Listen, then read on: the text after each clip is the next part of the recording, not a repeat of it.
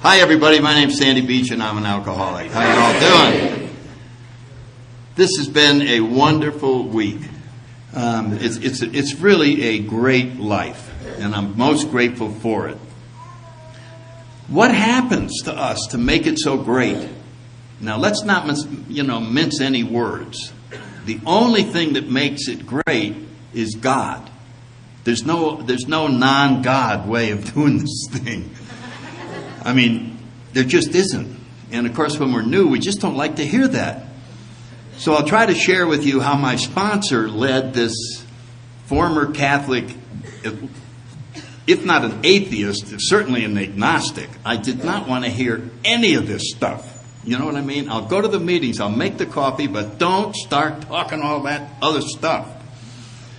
And so he's leading me along, and I think eventually I did say the Lord's Prayer after about 2 years.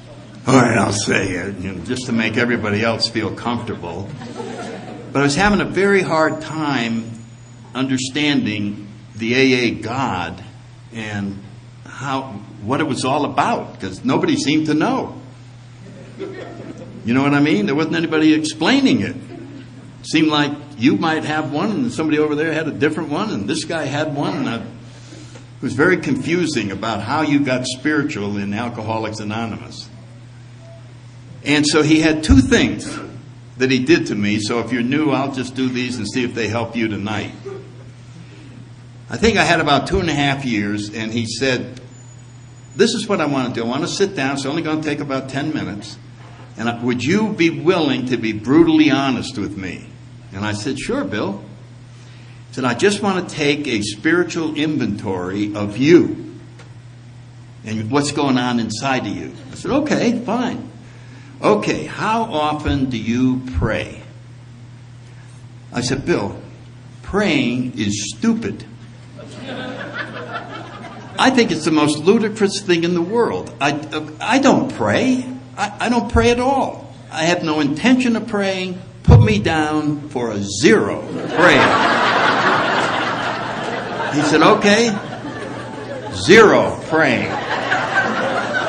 Fine.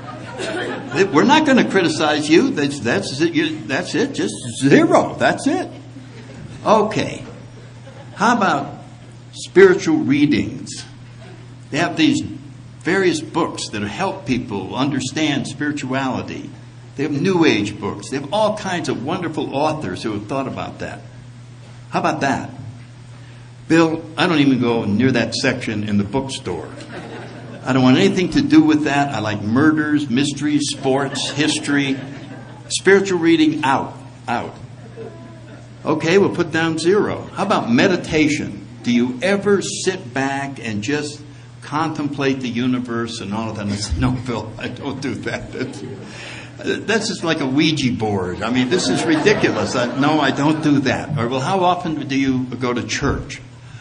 I don't go to church. I went when I was a little kid. It's the most stupid thing in the world. I don't visit cathedrals when I go to England. So it's 400 years old. Who cares? I'm not going in there. I don't want anything to do with churches. So he said, so we can 0, 0, 0, 0. Yeah. Okay, one more question. How's it going?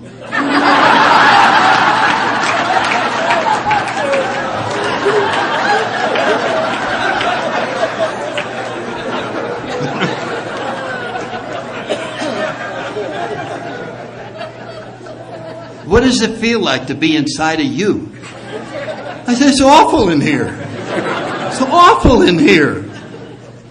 Okay, so we're doing a little spiritual experiment. We've now run a little lab test on 0 praying, 0 meditation, 0 church, and 0 spiritual reading. And what are we writing down are the results of that. What we're suggesting is you try something else and see what kind of results you get. And then he said, let me help you with that decision. Okay? And then I thought, here comes the pitch about God. He's going to finally tell me who this God is. He's going to have some ancient writings. He's going to have all kinds of stories and all of that. He never talked about God. He didn't talk about it at all. He said, The way I'm going to explain spirituality to you is to explain the disease of alcoholism to you. And I'm going to go to the chapter that you will probably enjoy the most because it's called the chapter to the agnostic. I said, yeah, I haven't read it, but that's my chapter. I know that. And I assumed, you know how you know without reading what's in there? And I knew that that's the chapter where the agnostics go, and they don't do the program. They do whatever is in that chapter. And I didn't know that what the chapter said was, change your mind, become a former agnostic. But anyway, he said, now, we're all going to agree on the terms of the disease. And it's outlined right here, and I just want to make sure you agree with this assessment.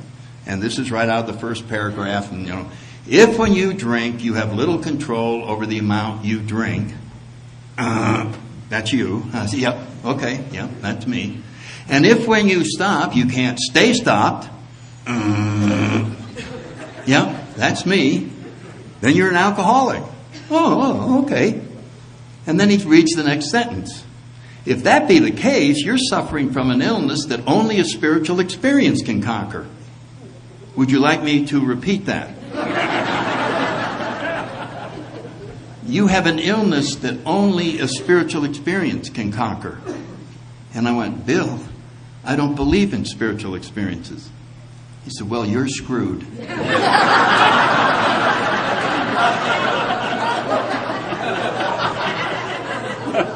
There's no other answer. And I'm going, well, what am I going to do? It's going to do something that is probably the most difficult thing an alcoholic ever does. You're going to change your mind. Well, I remember just going, I don't think so. I don't think we're going to be doing that. So he went on to read the next paragraph, which is a very comedy line. It reminds me of Jack Benny. And it simply says, here's where you are, Sandy. Here's where you are if you're new.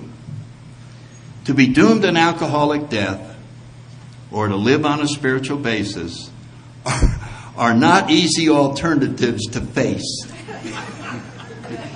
So I said, yeah, you're right. I remember just going, let's see. So if you're new, I just developed this little comedy routine. The way we'll take care of this is you will imagine that it's a quiz program. And you're up on stage and I'm the MC. And I'm going, Larry, come on up, come on up. See these two doors back here, Larry? Yeah. What's the first one say? Die an alcoholic death. Well, Larry, that's door number 1.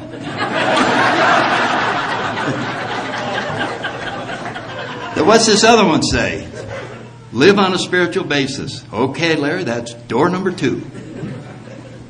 Larry, circumstances have placed you so that you have to choose one of those doors. So which one are you going to choose, Larry? And Larry, if you're like all the rest of us, you go like this. Whoa. Whoa.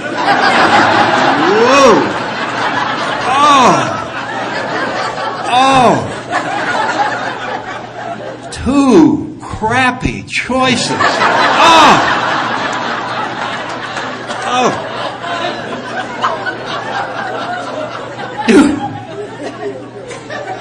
Do I get a phone call? Yes, you get a phone call.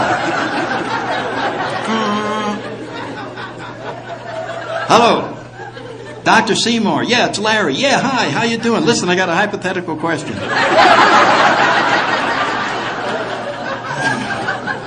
How bad is an alcoholic death?